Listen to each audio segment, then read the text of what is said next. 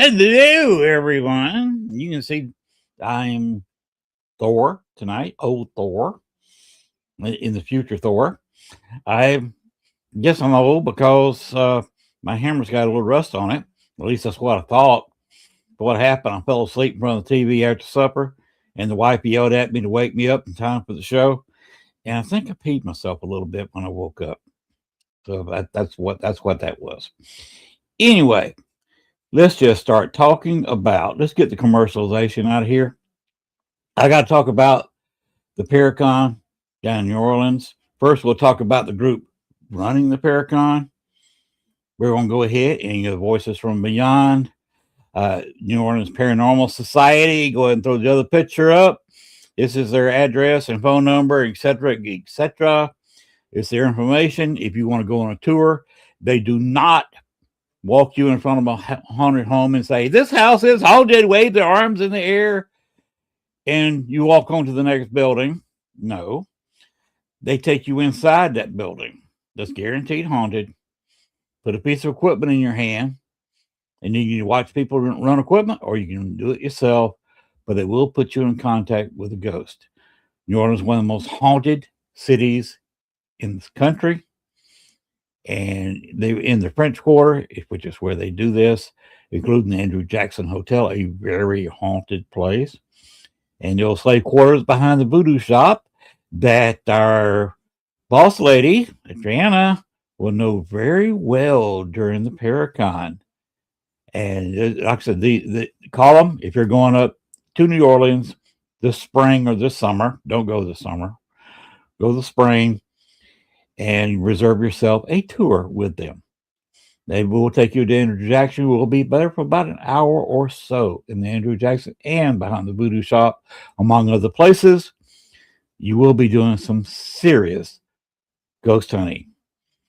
Right now, we're going to go ahead and move on from New Orleans Paranormal Society to their Paracon, New Orleans Paracon 2026. Hit it.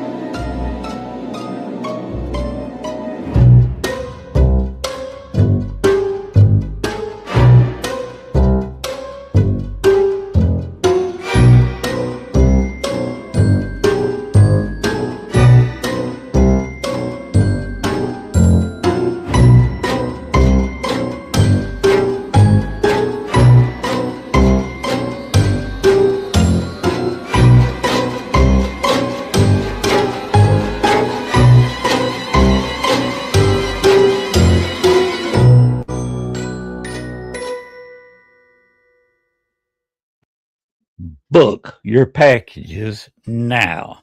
They still have a package for $300. The RIP is $349. Those prices might not last very much longer. Some of the packages are almost sold out. Litriana's tour at the Voodoo shop is almost sold out. She is very popular. We all like her around here. But she is almost sold out. So if you want to go with Lepriana and do some ghost hunting behind the voodoo shop there in New Orleans, you better go ahead and buy your ticket because those are going. It's a guaranteed haunted place. I have investigated this thing personally 3 times. 3. Like that's 3 or 3, whatever. My finger's red. No, I got most of the stain off of them. I still got it on more. You see where I was staining the house there. Looks like I got some really major league freckles. Anyway, at least I got all of my face. But that place is guaranteed haunted. Been there, like I said, 3 times. Some of the ghosts are friendly. Do not taunt the spirits there. They will come back at you if you taunt them. If you talk nice, they will talk nice. And by the way, anybody going to the New Orleans Paracon, do not wear Crocs, flip-flops, sandals, or any open-toed shoes. The reason why, look up street gravy in New Orleans. New Orleans is either right at, some places are below sea level, which means the water table is right there. You can get a child's plastic shovel and try to dig a small hole with it, and you will strike water. So when you see water, and you know it hasn't rained, creeping up out of the bricks, out of the sidewalk, out of the street, do not step in that water. It could be sewage. It could be, where a horse is just going by.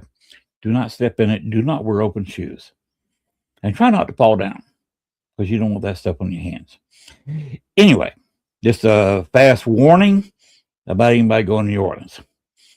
And I believe that our guest coming up in a few minutes, I believe he likes rum, I think I heard. So we'll talk to him about that. But now we have a new special guest at the New Orleans Paracon. Please show the bat video, Gwen.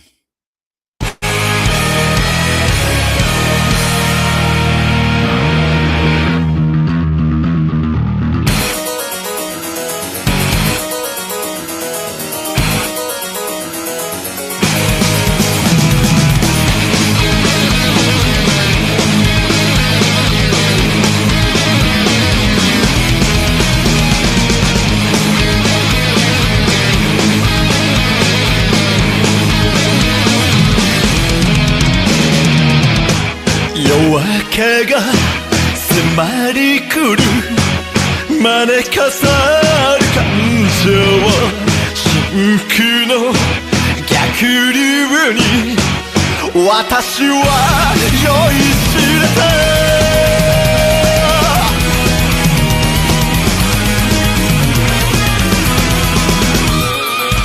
心臓から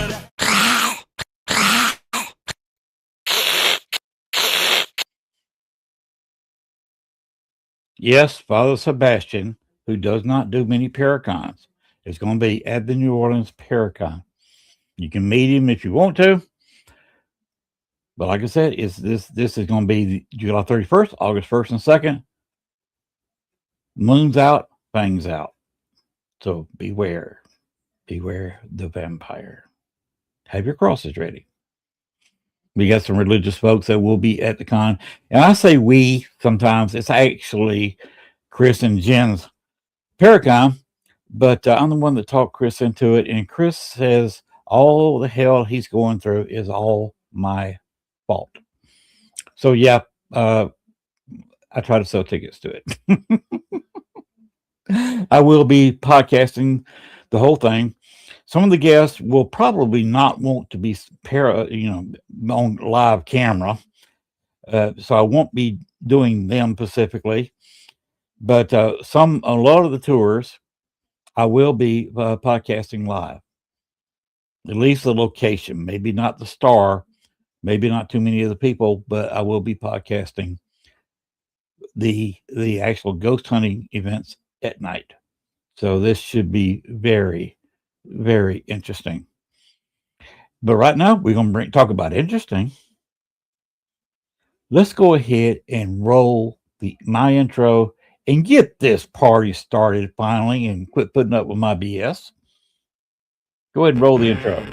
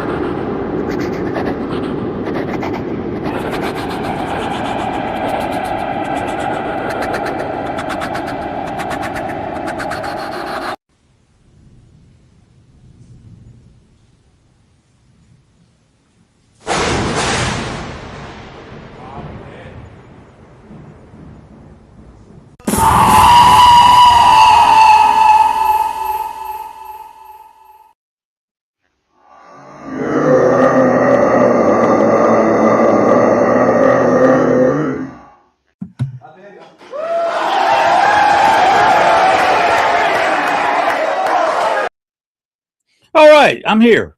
I'm your host, Len Dorman, the all-time host of, the only one that's ever been there, host of the Southern Fried Paranormal podcast.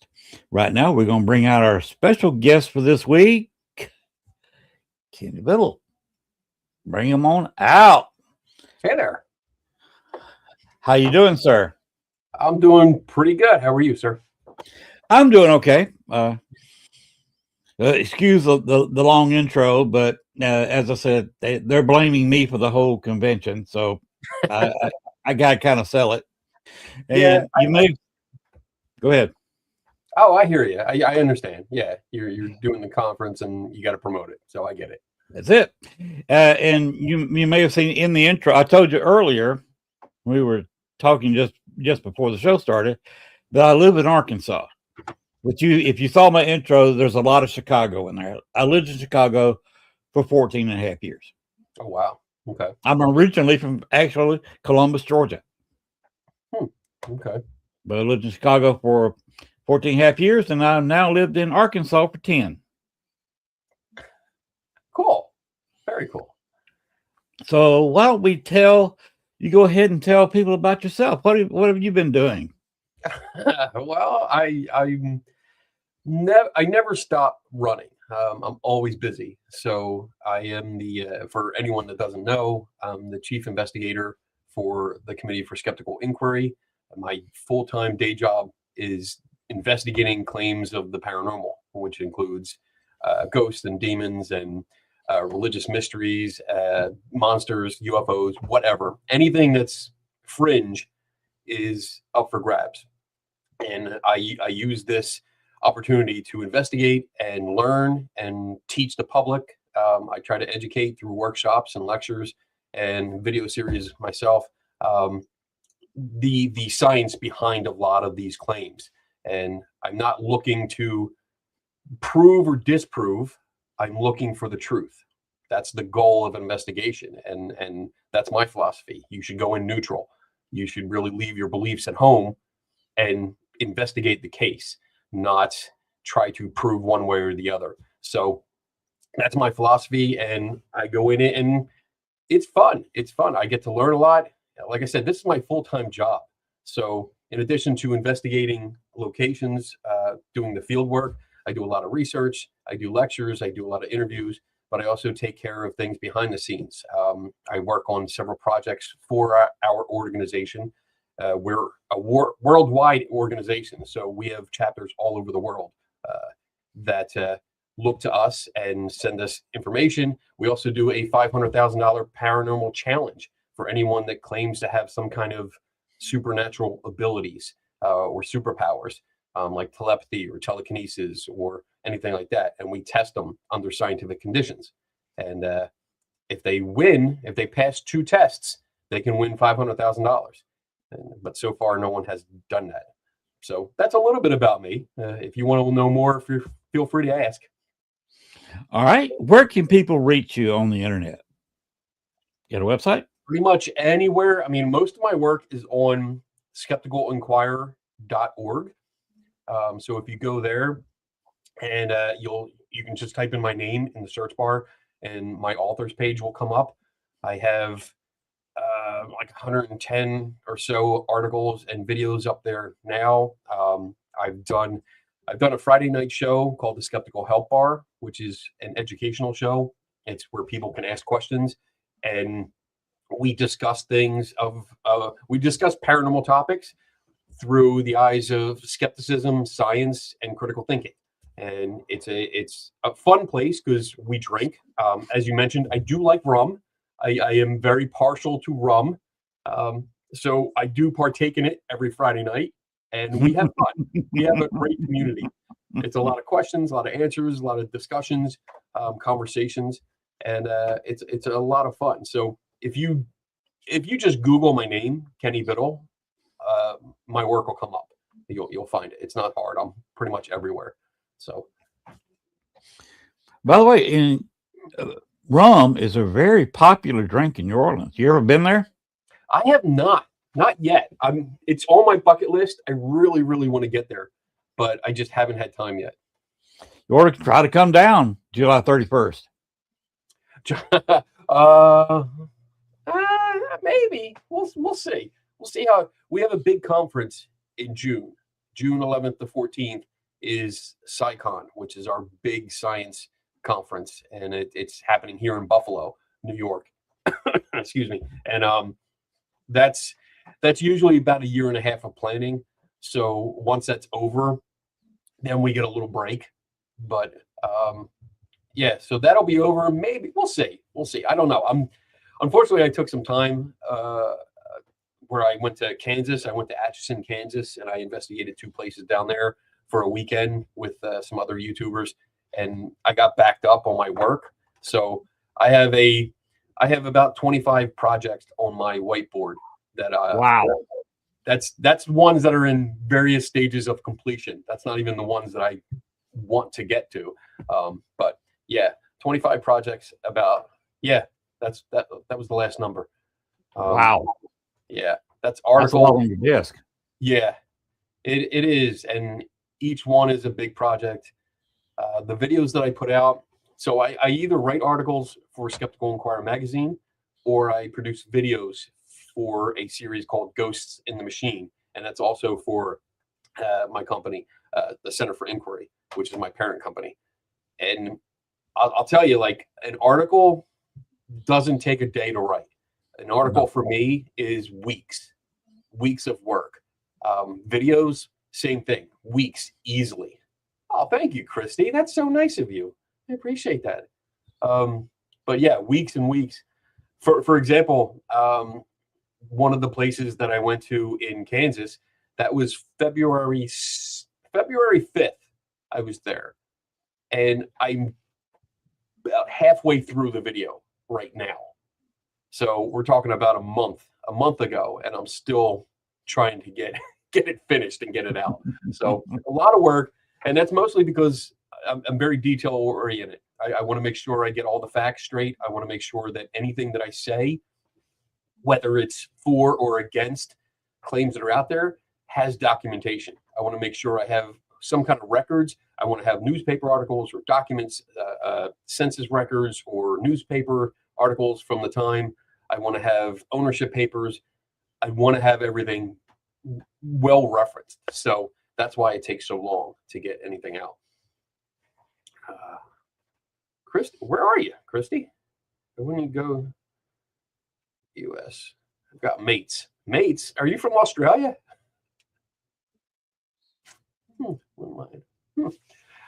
Yeah, I think she is from down under. Okay, that's my guess. I'm curious. I'm curious if she is or not. She'll correct us in a few seconds. Mm. She brings the thunder from down under.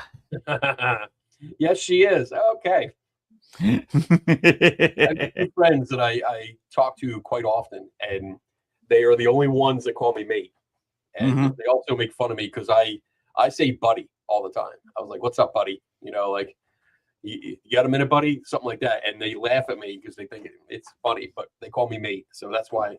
Awesome, very cool, Christy.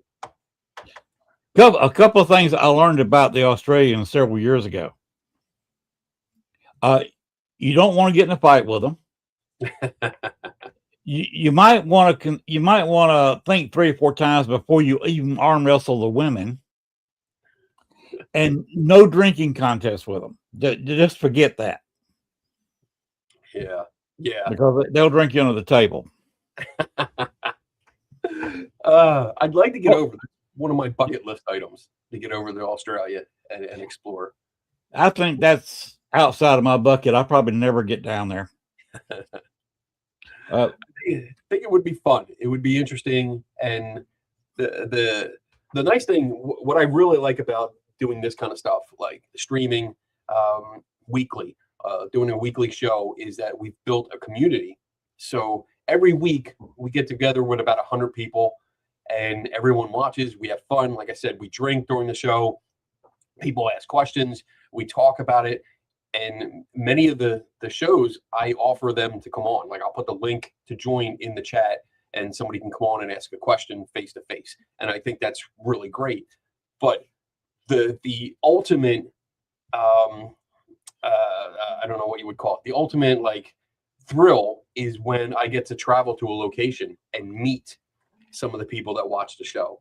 And that's awesome. I love doing that. That's so much fun because, you know, you get to hang out with the people. And some of the people have been watching the show for years, and we've talked. We talk like through instant messenger, or we've done this virtual face to virtual face kind of thing, but never met in person. So it's kind of a weird thing, the modern age, where you've known someone and you've been friends with them for like a decade, but you've never met them. So it's extra special when we finally do meet in person and we can hang out, you know, have a beer or two, a little rum, and then just have some fun. So always love that. Gwen and I have yet to meet face to face. I've never met Luciana face to face. Oh, that's awesome. Wow. The first time I'll meet them face to face will be in New Orleans. Oh, that's awesome. That's so cool. I'm so happy that you're going to get to do that. That's great. Oh, and by the way, look up John Lafitte's Blacksmith Shop Bar. They have a special drink, and it's pronounced DRANK, drink, not a drink. Don't go in there and ask for a drink. You want a drink. You want a purple drink. Purple drink. They have it in you remember the old 7-Elevens with the icing machines, right? Right, yeah. Okay, they've got a couple of those behind the bar. And they serve it up like they do an icy, and it looks like a purple icy. Oh wow. Except it's mostly rum. Oh, I love it. Sold. I'll take 2 of them to start, and we'll see how it goes from there. Well, if you try to drink more than that, if you try to that third one, you're probably going to meet the floor because there's a lot of rum in that thing. I don't know. I make my drinks pretty heavy. That's why I drink at home. I don't drink at the bar anymore because it's too expensive. So yeah, I usually, like when I fill a cup like this, it's usually about like that much rum mixed with tea, and then that keeps me nice and buzzed throughout the day. There's also something called a hand grenade. Oh. It's served in a green thing. You can see my head about as tall as my head is, from my chin down to the top of my head. It's got a World War II grenade, pineapple grenade shape at the bottom. Okay. And you got the tube coming up. You got the lip at the very top. And that's awesome. Yeah, like I said, don't drink with Australians. But you know, you can have open carry in New Orleans. Okay.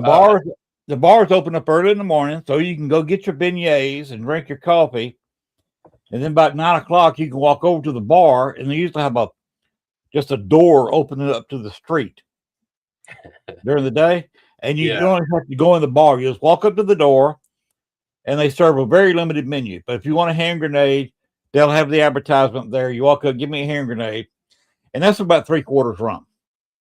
That's awesome. Yes. So you walk down the street 9, 10 o'clock in the morning and drink your hand grenade. Right. And it says green, straight out of there, just walking down the street. That's great. We're trying to, like, we our yearly conference that I mentioned. We're trying to get it back to like years and years ago, where they go to a different location. Like they bounce back between West Coast, East Coast, Midwest.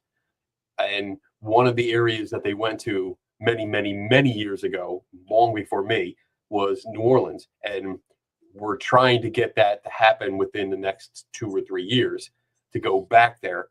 And if that happens, that's even better, because then I get to go there on the company dime. Exactly.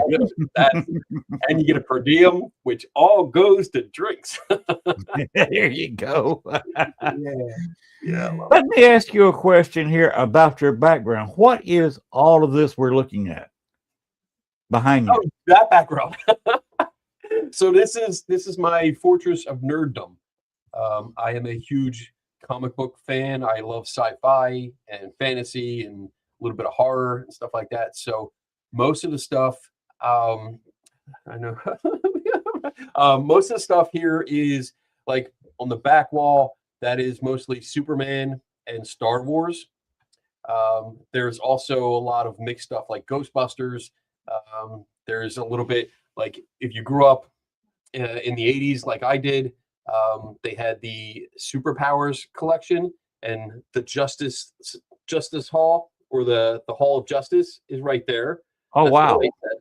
And then like I have a Captain Morgan and the Kraken shelf. So a shelf dedicated to rum, because I have to. What else I got? I got pop figures. I got all kinds of different stuff. Of course, I got my Thor's hammer. Mm-hmm. I'm a fan, big fan. No, you're also worthy. You can pick it up. I can pick up both of them. I'm pretty good. Actually, funny story is this is the Master Replica one, and it does have, let me see here, it does have a switch. It lights up along the side,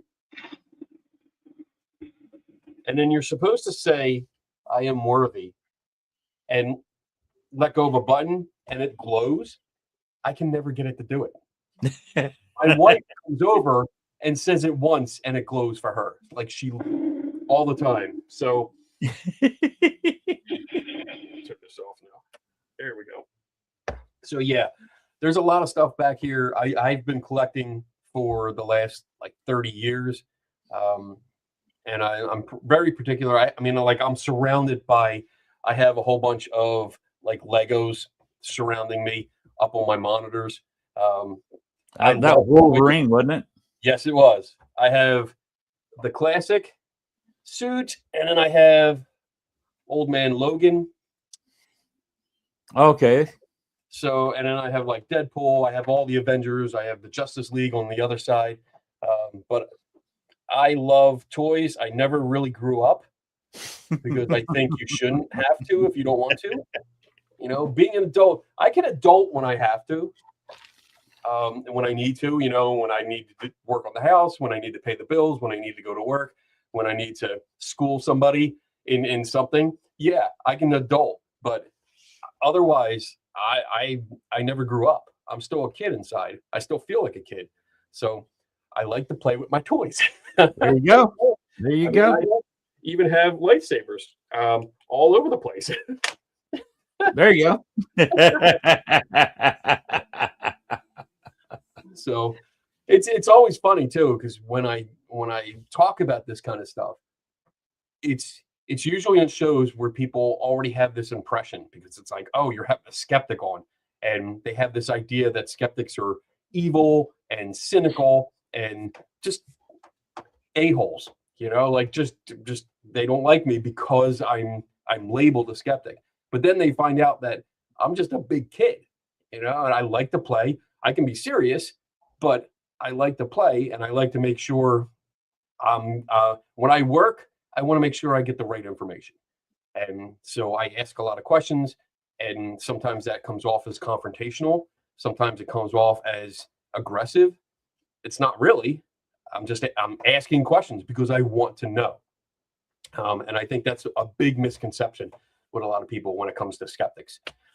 But yeah, this is all fun stuff. Of course, I have a couple of Raggedy Ann dolls.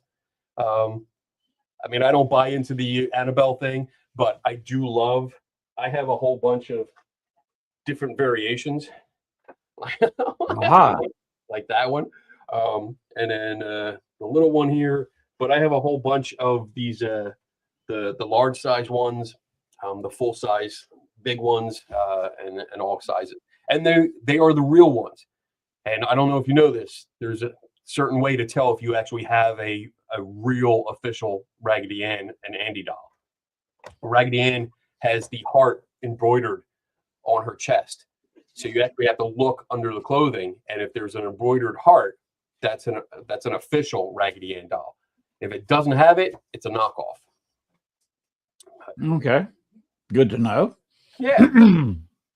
Well, personally, just a personal opinion here, I've always enjoyed investigating with a skeptic. I've always thought a skeptic is a good thing to have on your team. I agree. Like having a psychic is a good thing to have on your team. That I would probably disagree with. I mean, yeah, I would disagree with that. But I think as long as it depends on what I guess the person that claims to be a skeptic, are they really skeptical? Because there really aren't, like, I don't skeptic things. Like people call me a skeptic, but I don't actually go out and skeptic something, like I investigate. I take a skeptical approach, which means I ask a lot of questions. I want to look at the details. I want to fact check things myself. And unfortunately, I think there's, and I'm not saying that's for everyone, but I think there's a lot of people in this community that say, well, yeah, I'm a pretty big skeptic. But then the next line is like, I believe this. And you ask them, well, did you question it? Did you fact check it? Did you really check into the information? And they're like, well, not really. Well, then you're not being skeptical. You can say, I'm not sure about that. But if you flip 2 minutes later and you're like, oh yeah, I believe everything without any evidence, you're not a skeptic.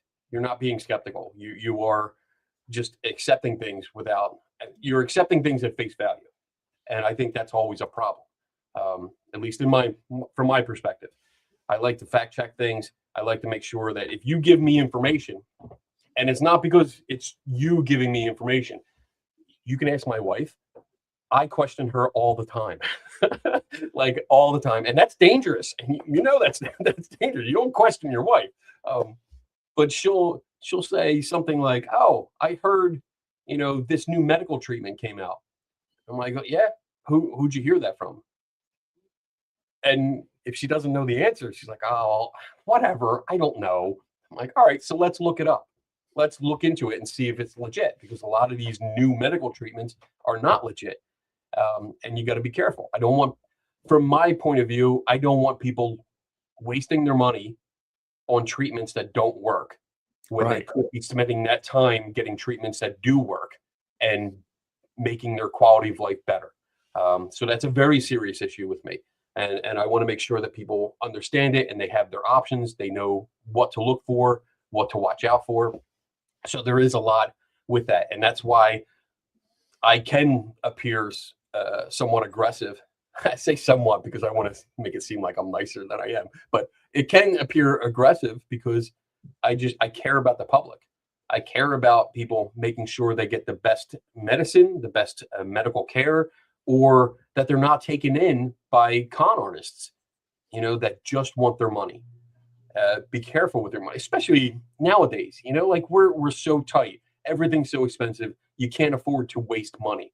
So make sure you understand what you're buying into. So, and in case you haven't noticed, I talk a lot. So feel free to shut me up or cut me off if you want to ask something. I'm just letting you go with the flow. Because you are my guest, so I appreciate a good talker as a guest. I do too. Every time I have someone guest on the show, it's like a relief, isn't it? Because like they take over, and you can just ask one question and then sit back. Yeah, sit back and relax. Right. You can relax and just let them take it away, which is great. So yeah, I mean, let me see. I am not a skeptic, but I do like to debunk things before I can believe it's true. So that's taking a skeptical approach, Marla. Because if you hear a claim, if someone makes a claim about something and tells you a story, if you don't accept it right away, which is good, you shouldn't accept things blindly. You should ask questions and say, hey, you know, how do we know this? Like, how do we know this certain person haunts this location? And if you fact check it, if you start researching it, you're taking a skeptical approach to it, which is healthy skepticism, because you want to know. There's been so many places that I've been asked to investigate, and in the course of investigating it and researching it, I'm told that like person A, B, and C died in the house, so they're likely the ones that are haunting it. And in the research, you find out that person A, B, and C never lived at the house, didn't die in the house, or never had anything to do with the house. So it's really important to do that background research. Yes. So I applaud you, Marla, for just not taking things at face value. Yeah, make sure that you look into the stuff before you accept it. So that's awesome. Good attitude. That's one of the bad things about New Orleans. When you go on the public tours, the walking tours, the bus tours, especially the walking tours, they are paid to entertain. Right. And that's how they approach it, and that's how they throw it out there. And sometimes you have people locals on the sidewalk. Oh, right. That's not true. He's lying or she's lying, because they will exaggerate. Yes. Yeah. On those walking tours. They are, in my experience, most of the tour guides are just that. They are guides. They're not investigators. They really don't have much to do with it. I always ask questions. I'm that guy during the tour that they tell the story, and my hand is up right away after they stop talking, and I push to the front to talk to the guide as we're walking to the next location, because I want to know, like, when did this story come about? You know, you mentioned the newspaper it was in. Do you know what newspaper it was? Because I'd like to look it up. This and that. Mm-hmm. So I'm constantly asking questions. And for the most part, I would say more than half the tour guides that I've talked to literally tell me, I'm just reading the script. They've never looked into it. They don't have the background. They're like, I was handed a script. I memorized it. That's what I'm reciting. That's it. So I get it. It's a job. It's a side gig. So I understand that. But it's just like the curiosity in me gets lit, you know, like I'm like, oh, wow, that's a cool story. You know, that's a really cool story. It's fascinating. It has a fantastic kind of plot to it, which doesn't seem like reality, but it'd be cool if it was. So now I'm interested. So I'll take notes, and that'll go on that whiteboard that I have, and it'll be like project 26 or project 27, you know, like, because I want to research it. I can't tell you how many. I must have about 100 plus locations that I've written down, because people have either sent it to me or I've done tours where I've written it in my notebook. Like, oh, I got to look into this. I got to research this later. Remember this place. And that piece of paper goes into a file that I have in my file cabinets. Because I still have like this physical file cabinets. And it goes into that file of things to investigate. And that's if I ever run out of stuff, like I go right to that file and say, all right, what's next? What haven't I investigated? And that keeps me going. So I don't research. That's what I like about Chris and Jen down in New Orleans. They came up as paranormal investigators, and when they give you the name of a spirit that they have contact with at a location, it's because they've been there and they heard the spirit gave them that name. So like it's psychically, or no, they through a device. Okay. Some kind of contact, either yes, no through a meter, or actually with a device that picks up voices. Okay. So I'm not a big fan of the devices, and we can talk about it. You can ask me any questions you want. I'm not a fan of the devices because, for one, the devices aren't actually made for this hobby. They're not designed for this. They're designed for other things, and they're adopted or appropriated from the other fields where they're designed for. And for the most part, when they're used in ghost hunting, nobody uses controls. Nobody controls the environment. So, say for instance, like a K2 meter or a REM pod, both those devices can be triggered by a walkie-talkie, a two-way radio, from a good 30 to 40 feet away. A cell phone. A cell phone, if you're close by, you have to be close for it. But yeah, they can be triggered by this. So if there's no controls over that, so if you don't have the device in a Faraday box to block out those radio frequencies, because if we know what affects that device, if we know a radio frequency can affect that device, we need to guard against it. Because if it goes off, there is absolutely no way that you can tell the difference. You can't differentiate between, was that a radio frequency or was it possibly a ghost? And the thing is, between those two choices, we have evidence to support the idea that radio frequencies will make the device go off. But despite what most people think, we don't have valid scientific evidence to support the idea that ghosts, if they exist, will make that device go off. So that's one of my big problems with using gadgets, ghost hunting gadgets, stuff like that. If there's no controls over it, for me, the data is invalid.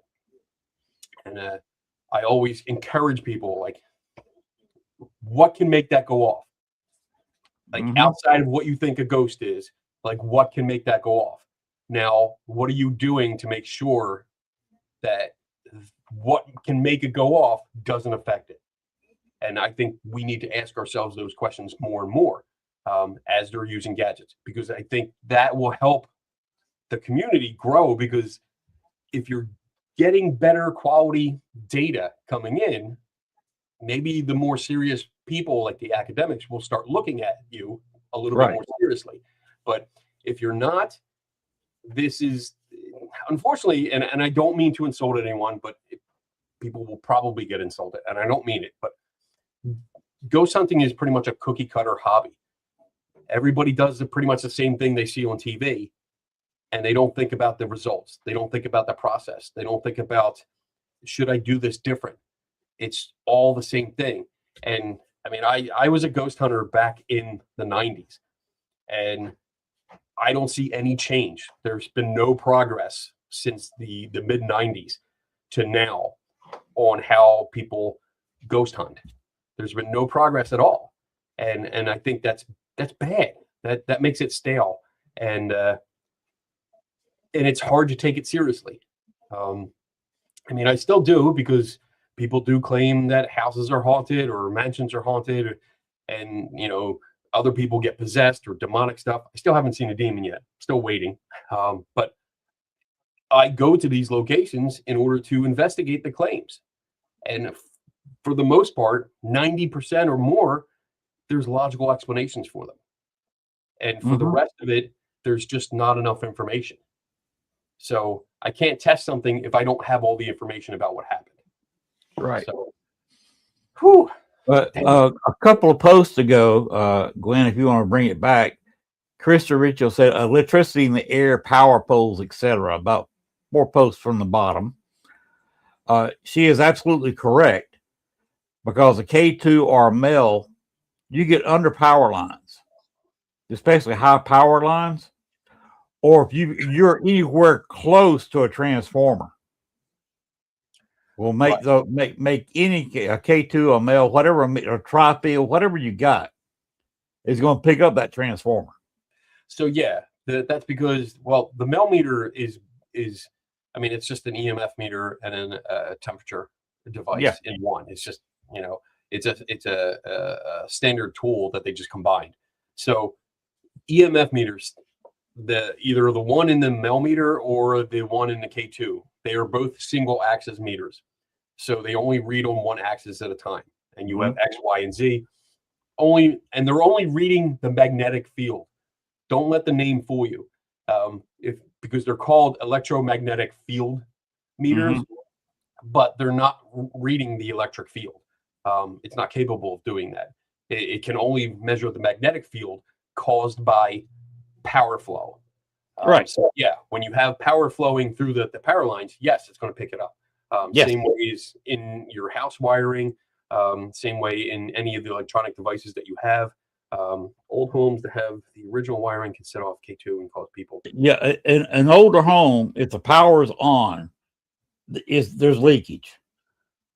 Older wires leak. Older breaker boxes leak. Especially a fuse box is bound to leak. Well, that's not even the issue with like K2 meters or any of these EMF meters. They're not reading any kind of shorts or leakage like that. I mean, they're reading the flow. They're reading the magnetic field that comes off of that.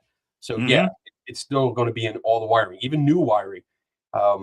You're shielded by more interference by like radio frequency and other wires close by, but it's not shielding the magnetic field.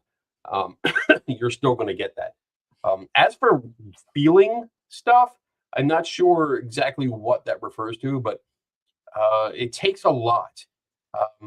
Like the idea or the concept of EMF affecting people. There's the electromagnetic sensitivity disorder, which is an unrecognized disorder, because there are no standard symptoms or causes for it. It's more of a psychosomatic issue that goes on.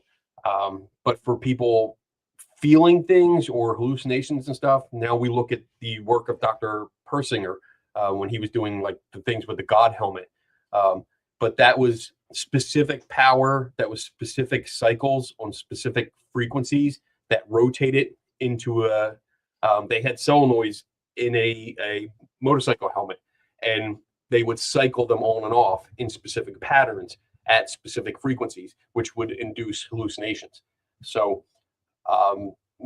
people just laying next to your alarm clock, it's not going to feel that. They're not going to feel anything from that. And if they do, it's most likely priming. So yeah, it might be an issue with that belief being there, and that belief is causing a placebo effect with you, and you're conditioned to that response. So because I mean, if you think about it, like an alarm clock puts out a certain magnetic field, but every day your phone, your computer, the monitors that are in front of us, anything, when you charge your phone, your refrigerator puts out a huge magnetic field when it powers up. Huge. I mean, that spikes your electrical system. So you're going to have an immediate spike, and then it'll dip because it goes up and then comes back down and then levels out. But yeah, that your AC unit, any generator, microwave, yeah, all that stuff is going. If you have just a power strip or an extension cord out, there's a magnetic field coming from that. So a lot of this stuff is unfortunately, and it's hard to accept. I understand, like there are some people that truly believe that they have this condition, but don't realize that the alleged cause of that condition is surrounding them all day, 24/7. And it's only specific things. Or like me, your phone will react to your TV when it's about to ring. I've never had that happen. I have not had that happen. Yeah, I've never had that happen. And I mean, I'm a phoneaholic. I have my phone with me all the time. My phone is always with me. It's my alarm clock, so I take it to bed, and it's on the table right next to me. It wakes me up. I take it with me into the shower. Not in the shower, but I just pick it up. It's routine. I pick it up. I go into the bathroom. I put it down on the counter. I take a shower. I come out. I pick it up. I go to I make myself breakfast, and I check my emails. So it's with me all day. I sit and watch TV, and I have it next to me. So I'm watching my big screen TV, and I'm always on my phone doing both. So I've never. That's interesting. That's interesting. I'd like to know where that came from, because I've never had my phone react. Let me back up, because that's not entirely true. My phone hasn't reacted the way that was in that comment. My phone reacts every time I go onto YouTube. It wants to connect to my TV.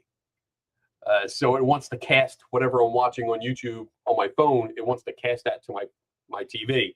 And it's always asking me. And I keep saying, no, stop asking me. No.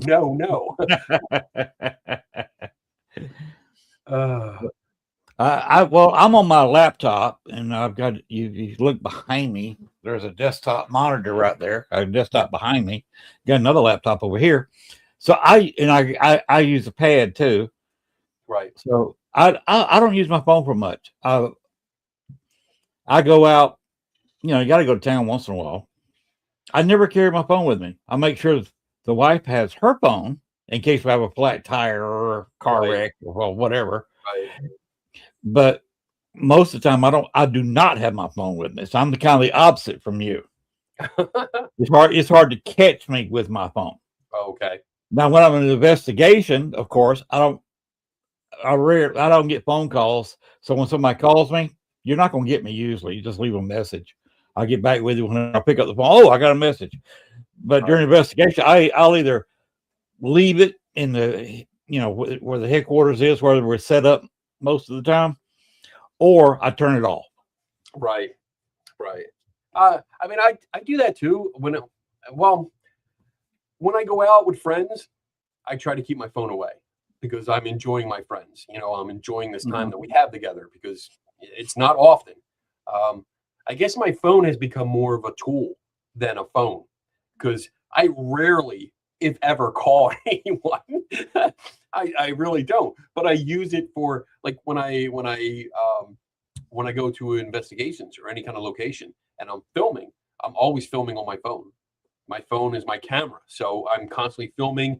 I'm taking notes, because instead of I don't ever always get to carry a recorder with me, like an audio recorder. So I'm usually taking video with this, filming something and taking notes, saying like, okay, this stairway is unlevel. I had a spirit level on it. Everything's off. It's not level at all. Or this window has a 1/2 inch gap between the upper and lower window, and I'll film it all so I have all these notes for later.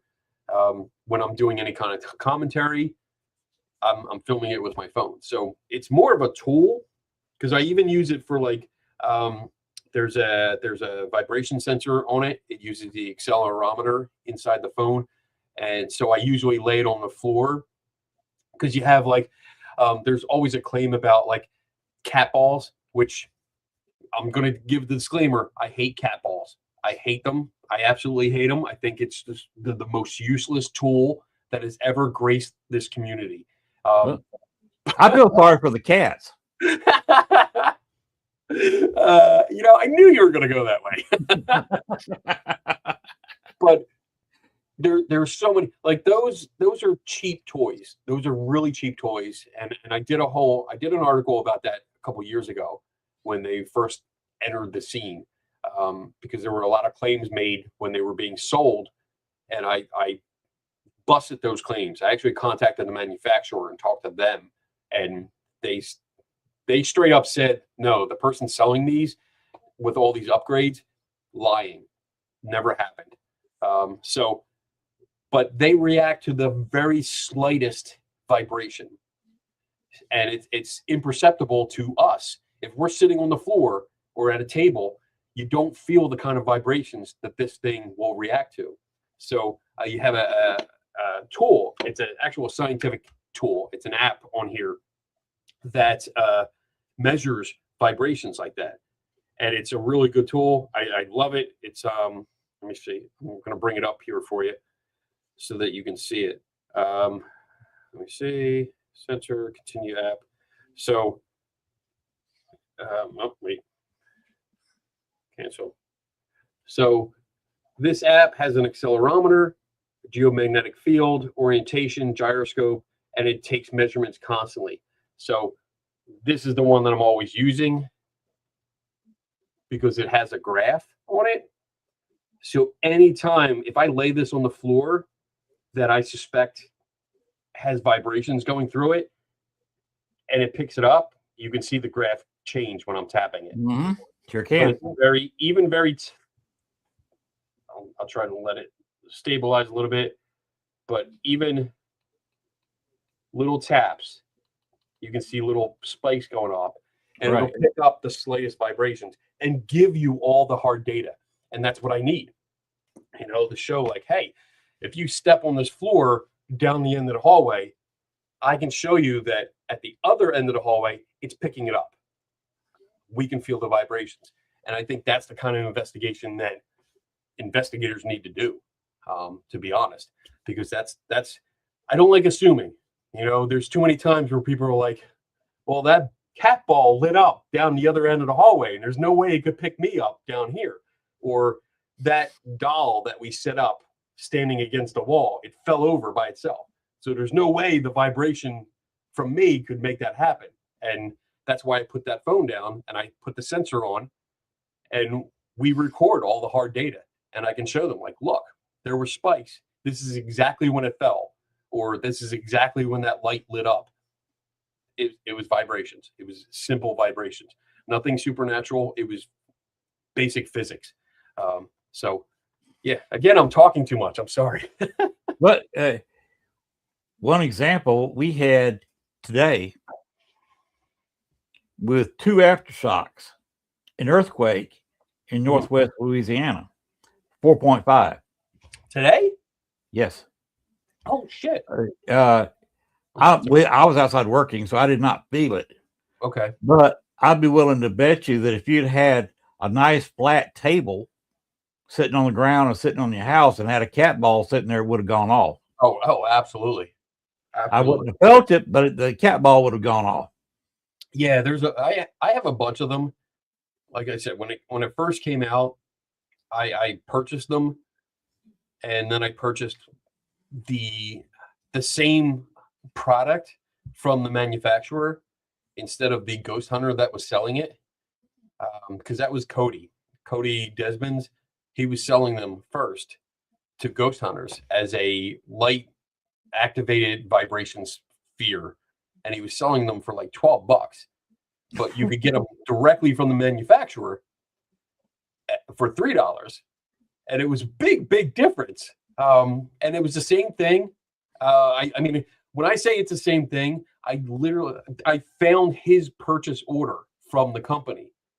That's why I spoke to the company, because I had his purchase order. I found it. So it was like, okay, great. I know exactly what he purchased. These are just cat toys. That's all they are. There's nothing special about them. And I mean, the sensor in there, the sensor it uses, it's called a tilt sensor. So it's basically 2 metal plates with a small metal ball that's inside of it. And I mean, the ball is probably half the size of a BB for a BB gun. If that moves a fraction of a millimeter, it lights up.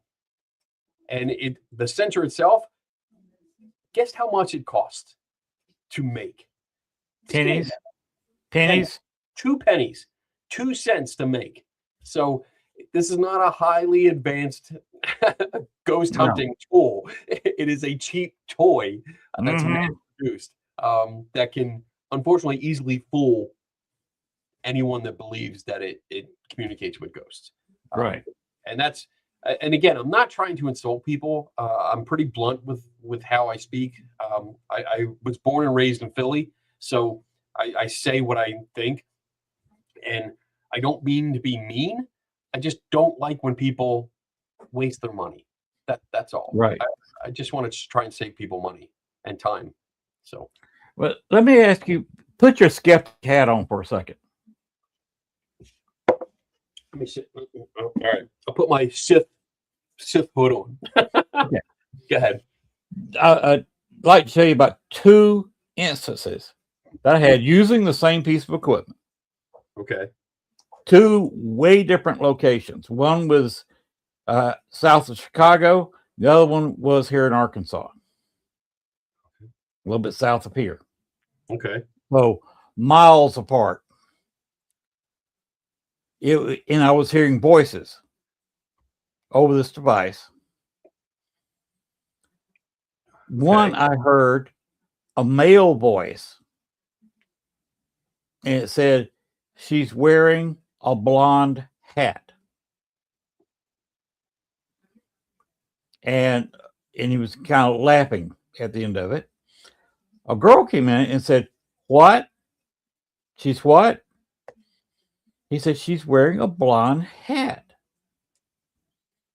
And then I heard a male and female voice laughing, and then it cut off. So what was the device?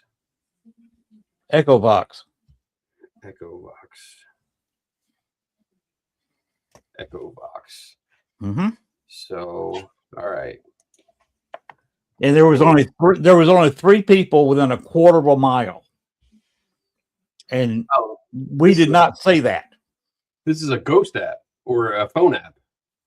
Yeah, I use a pad, but it is a pretty big program for an app.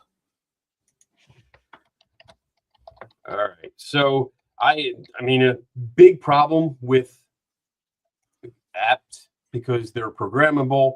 Most of them, if they don't outright claim that they use the microphone, most of them do.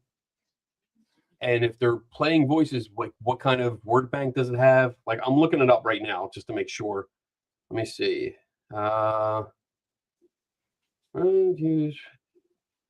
Generates a bed of sound using randomized phonetic audio, reverse audio, real-time echo, reverb. See, like all this stuff that I'm reading that it does, this is just describing manipulation of data. And that's a bad thing. If you're getting data, you need the raw data. This is manipulating all the data before it gets to you. Mm-hmm. So that's a big problem. Let me see here. I'm trying to see if it has a disclaimer for entertainment use. Because a lot of these do say it. Let's see. All right. All-in-one echo-based real-time recording system. Classic edition is the version, blah, blah, blah. The version has been featured around the... Okay. It doesn't tell me anything about it. I'm looking on the Google Play, and it doesn't tell me anything about what it does. $15? Did you pay $15 for this? Why? You call me next time. Don't buy until you call me. Well, the relevance was the girl that was with us. There was 2 guys and a gal. She was wearing a blonde wig. Okay. And we were by a house where people lived in it in the late 1700s and early 1800s. Okay.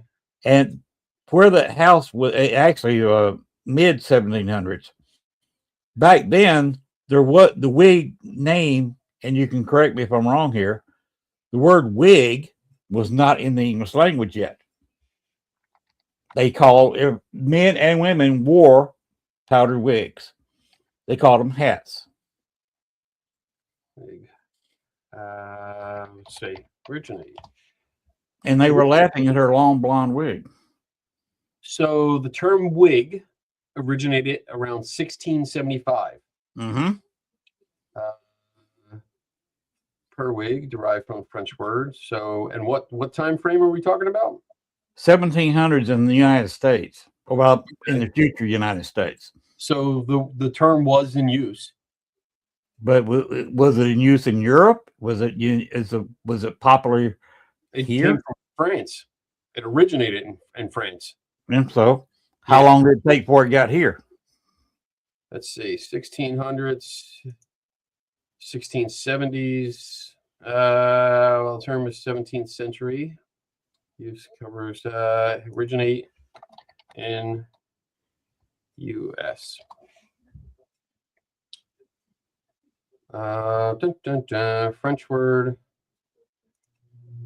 Let's see. Let me change this. United States. Thinking. Let's see. In English language around 1670s. Mm-hmm. Which then so there was some use of the word wig. Yeah. But these people called it a hat. So the issue, I guess, is still that this is a phone app, and Mhm. what is it like? Do you have a recording of this? Yes. Okay. I don't have it available on computers on my desktop. Yeah, that's fine. That's fine. I didn't expect you to whip it out. Mhm. It's all right. But the I guess the context and why is it listening to you? Like if somebody was wearing a wig, I would assume, and again, I'm assuming that somebody had mentioned it. So if the microphone was active on this app, it could have heard that, which is why it picked up. But neither one of us mentioned the fact she was wearing a wig, even though she obviously was. I mean, if a girl's wearing a wig, she may be doing chemotherapy. Okay. She may be naturally bald. Right. Have one of those diseases like Jada Pinkett has. I forget the name of it. Yeah. Where the hair falls out, like chemotherapy. So I see somebody wearing a wig. I just don't say anything. Right. Yeah. And we didn't either. So it wasn't mentioned, and So neither was that. Let me clarify that the way it sounded when you originally said it, it sounded like it was more like as something for fun. It was more of a joke. That's why I said that. But Right. yeah, I understand completely. My wife went through it, and she wore a wig for quite some time. So she had she Right. lost her hair going through cancer, and and she did have fun with it too. She had like an electric blue wig, which was really cool. Really, she had fun with it. She made the best out of a bad situation. Okay, let me tell you the other circumstance. Sure. I was down here in Arkansas, and I was investigating the Allen House. You saw a picture of me in my intro, and I was in there, just kind of going back and forth. You got to wonder, if it's real. I'm sure you would say that. Just this, that, and the other. How you doing? In a tour walked through. Okay. And this one guy was wearing a baseball cap. So I looked at the app and I said, "Give me the name of the gentleman who just walked in wearing the baseball cap." Immediately, a name came through over the speaker. The guy froze, his mouth flew open, and he ran out of the house. Okay. I did not get a chance to ask him if that was his name, but the reaction was priceless. Okay. There's no way if he got the name was wrong, he would just walk on. But and I had not seen this guy. I'd only seen him for about 5 or 6 seconds when I asked him to do that. Okay. How did he get the name right? How did the program get the name right? We don't know they got their name right. True. But why did the guy react? I don't know. You have to ask the guy. I didn't Like, have time.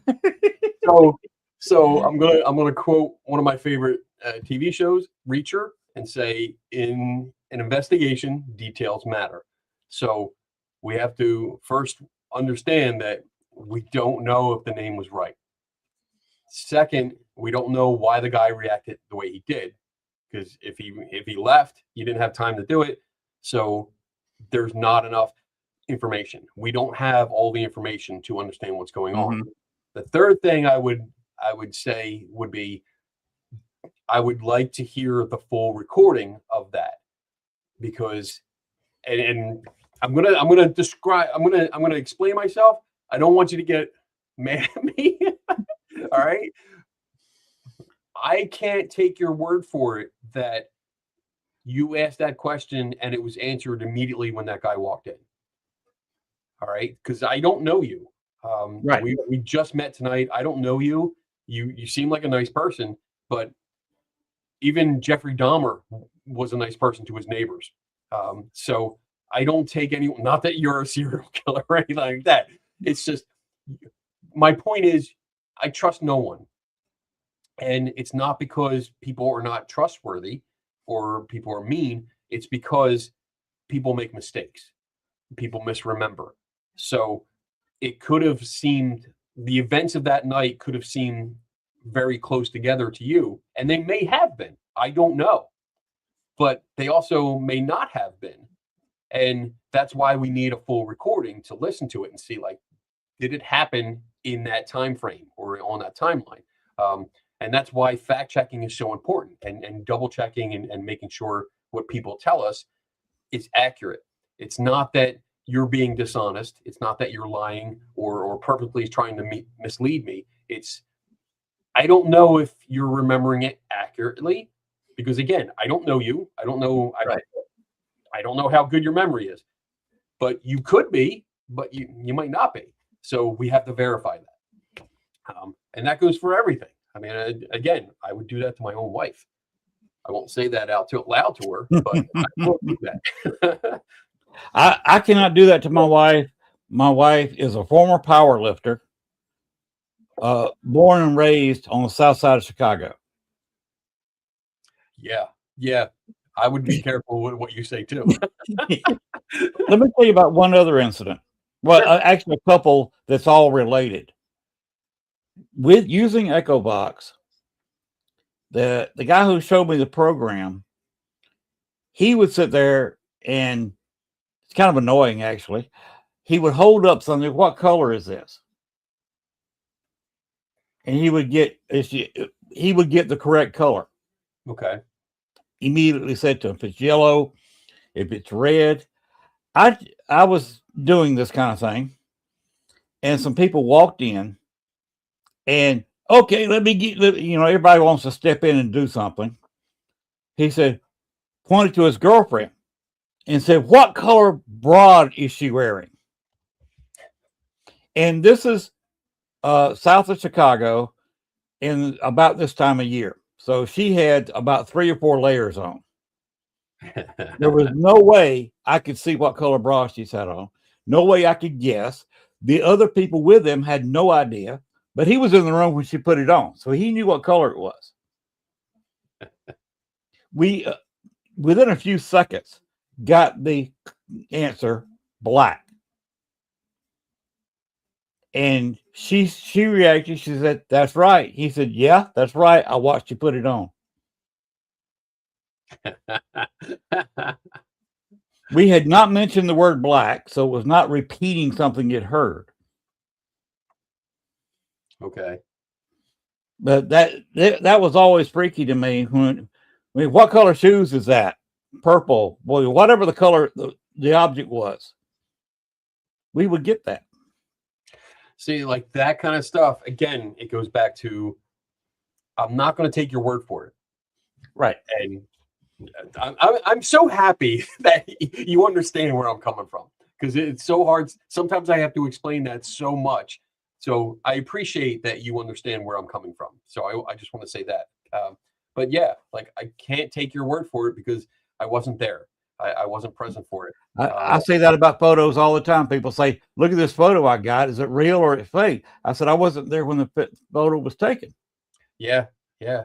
I can't tell you how many times like we've tested people for like superpowers, either like psychic abilities or telekinesis. Like I said, any kind of superpower that is beyond what science should be able to explain, people apply, and they come out and say, "Hey, you know, I can do this," and they give examples, or when they retell the event that just happened. Like we test them, we have the controls in place, and I want to make it clear to everyone that the controls in place, the protocols for every test, are mutually agreed upon. So that means the person that applied to take the test agrees that everything is fair. All right. So once we take the test and then it doesn't go the way that they expect it to, we debrief, we talk about it, and we ask them, like, there's no mocking, there's no, kicking them right out. It's okay. So what do you think happened? Why do you think it didn't work this time? Because we're very curious. We want to know. And we have discussions. And when they talk about why their ability didn't work, they usually recall some event that happened during the test. And we have to tell them, like, 9 times out of 10, like, that didn't happen. Like what you said happened, like the method or the order of events, the way they describe it to explain why the power didn't work, didn't happen in that order. And they're like, "Oh yeah, it did. Yeah, it did." So we replay the video because there's always video. There's at least 4 cameras going at every test, so we can cover this and we can say, "Hey, let's look at the video." And we look at it, and it's not how they described it. So that's part of the reason why I don't take anyone's word for it. If you have an experience like that, it sounds really cool, and I would be so interested if it happened like that. But I would want some kind of video demonstrating Right. it, and then I can look at that and go, "Oh, all right, well that's pretty cool." I mean, I'd still have questions, but like it would still be cool and worth looking into. All right, cool. But sometime we'll have to get you back on the show when we got more time, because I don't have anything charged up right now. No worries. You got to charge the speaker. I got to charge. I use a pad that's not connected to a phone, because you can fake that where the phone picks up a phone signal. If it's this pad that's never been connected to any kind of phone service, never been connected to the internet. Right. It's just on itself. On all it is Bluetooth to one speaker. I'll tell you, there is. I work with video editing. I've been doing that for years. There are so many ways, both practical and digital, to manipulate almost anything.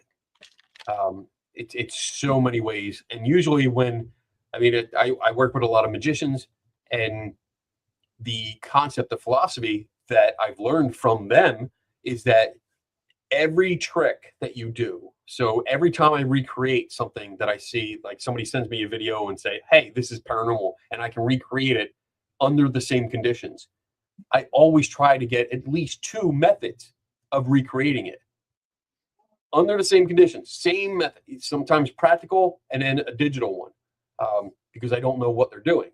And to say, "Look, I can recreate it. Can you show me? Can you offer any data that refutes this? That says, you didn't manipulate it. Let's look at the raw data." And I'm always happy to. I'm happy to look at the raw data. I'm happy to work with you if you're sincere about it. I'm there for you. Like because I want this to be true. I want the afterlife to be true. I'll tell you straight up, I do not have, nor do I hold a belief in the afterlife. I don't believe in ghosts. I don't believe in demons. I want them to be real because I think demons can party. So I'm all about that. But I haven't seen evidence that would justify that belief. I know there's a lot of pseudoscience out there. There's a lot of misunderstanding. There's a lot of mistakes. There's a lot of misinformation that goes around, and it fuels these beliefs. And if the beliefs are cool with you, and that's cool. I mean, I'm not going to mock your beliefs. If you promote them publicly, I consider them open to criticism. I'm not going to mock you unless you're Zach Baggins. I have a beef with him. But otherwise, I don't want to mock you. I want to have a conversation with you and maybe work together to figure out why you believe that, why I don't believe something. You know, we can talk about anything. But in the end, it's all about the data. So if you're going to present something to me, you got to have the hard data. You can't just come to me with a story, because I'm gonna say the routine, like, cool story, bro, but that's it. Yeah, like, that's why we could do another show some other time where we could try that and you could test it out to you just live in front of everybody. Sure. I'm always up for that. Always up for testing. Of course, there's other things. I like males because they have a temperature gauge, a very fast moving one. But So you can move it over a foot, and if the temperature, it picks up a temperature difference. So I use in one of my previous lives, one of my previous employments, I was a engineer, X-ray engineer for Siemens. So I traveled around to hospitals in Delaware, Pennsylvania, New York, New Jersey, and I fixed all the X-ray machines in the area. And a lot of the parts came with industrial grade digital thermometers. So they were throwaway ones where it was in the box with the part because you had to maintain a certain temperature, and then you didn't send it back. So I have a few of them that I keep, and I put those out to make sure that I'm getting the most accurate temperature in any room, if that's the claim.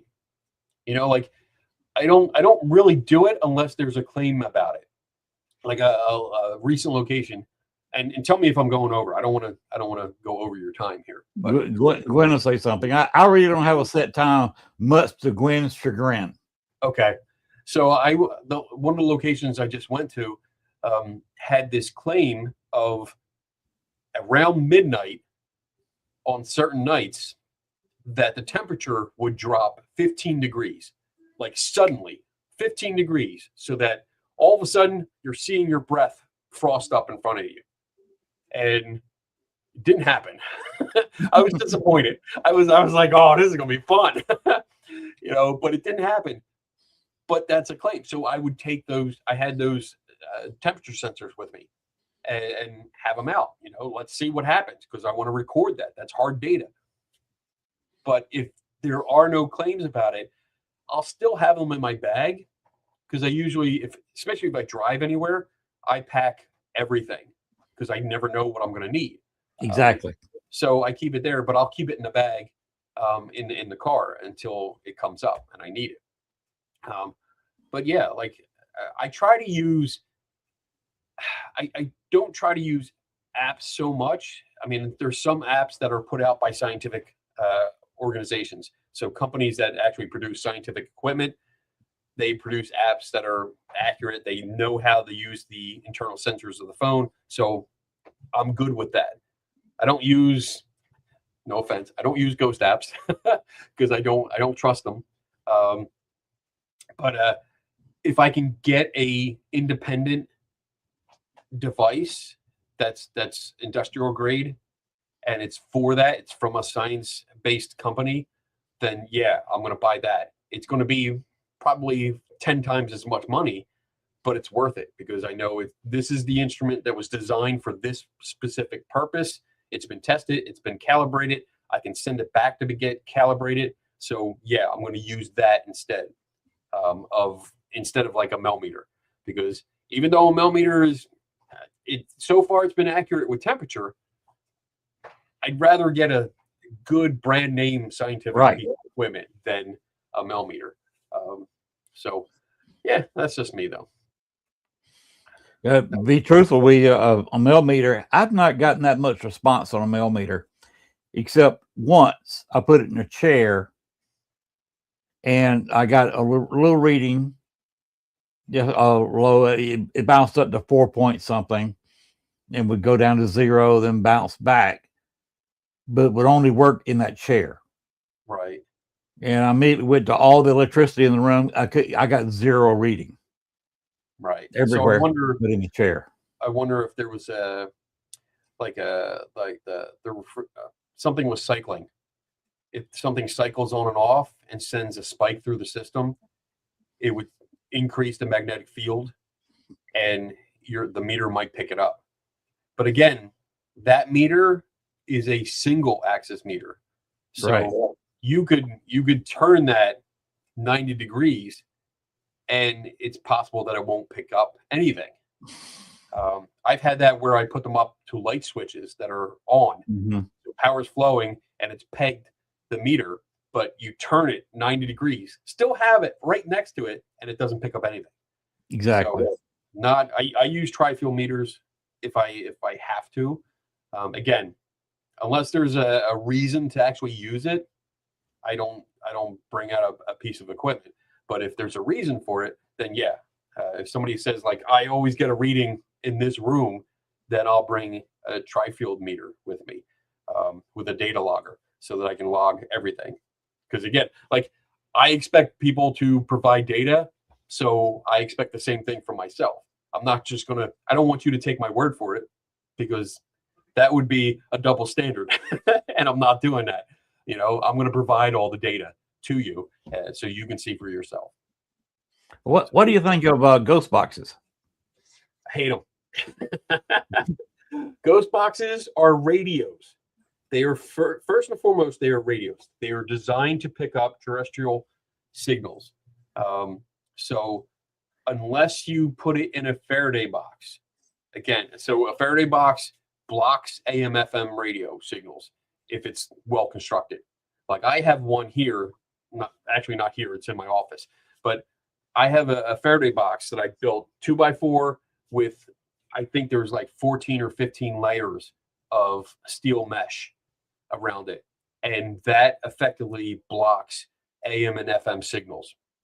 But you got to make sure that everything is sealed. If you have a hole for like a power cord that's like a quarter inch wide, that will allow radio signals to get in. So you got to make sure it's off, and there's no holes, anything, and you put your devices in there, and it effectively blocks those signals. And for me, that's a control. That's saying, okay, and I made it big enough. So instead of using just a Faraday bag, which you can get, that you can put a radio in, I made it big enough so that just in case ghosts are real, and I don't know if they are, if they're real, they have enough room to climb into the box. Right. Because I opened the lid and I said, all right, here's your chance. If you're actually here, get in the box. You can push the lid open if you get scared or claustrophobic, but get in the box. I'm going to close it up. Then you talk. And if we get voices, then I'll be impressed. And now we have something really to look at in the study. But ghost boxes itself, you have to consider that you're scanning frequencies. You're scanning FM or AM. Mm-hmm. You're going to have the news and commercials, which includes anything from furniture to services to dates to places to names, times, all kinds of events, world events. You can have commercials that sell furniture and tools and plumbing supplies and lingerie, all of this stuff. So it's not reliable. And also, I want to say, like, when you watch someone using a spirit box, the radio is the thing that dictates the conversation. Because every time a question is asked, like, say someone says, "What's your name?" If a name doesn't come through and something like chair comes through, or that's what somebody hears, because again, you're scanning through the frequencies, you really don't know what you're hearing. But if somebody hears chair, suddenly the conversation changes to, what chair? Did you sit in a chair? Do you have a favorite chair?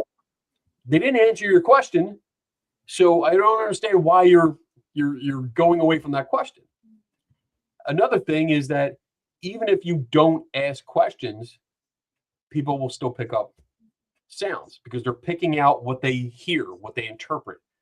When I've sat and done this with people, like I pick out the commercials, I pick out the songs that I hear, and it's like, all right, well, that's a commercial. I remember that commercial. I heard that part. That's for Harbor Freight. I know what that commercial is from. That's not selling me, it's selling me tools. It's not telling me that I need to, get in my car or something like that.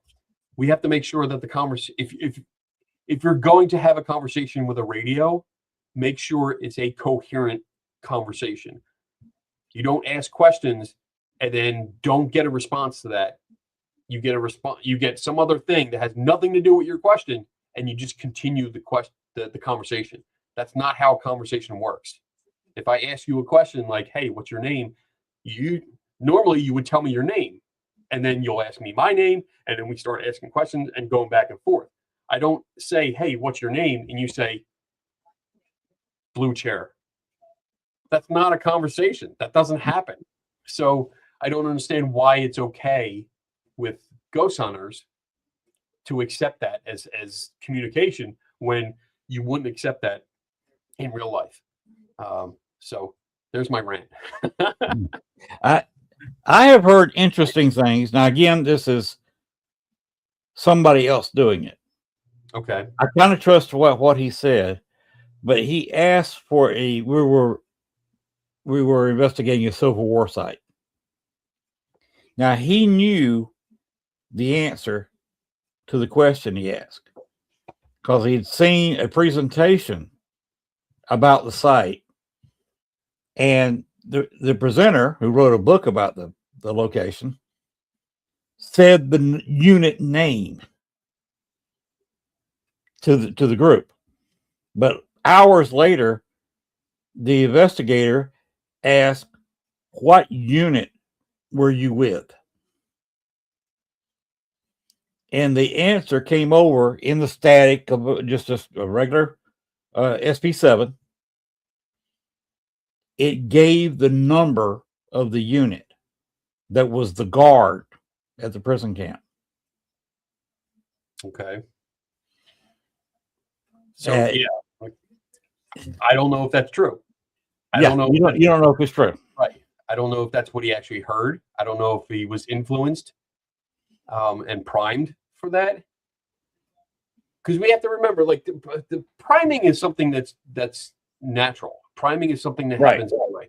When you go into a location and you get a story, you're told the ghost stories, or if you look in the history, you're primed for that specific information. And he knew the answer. He had the number in his head of the unit. Yeah.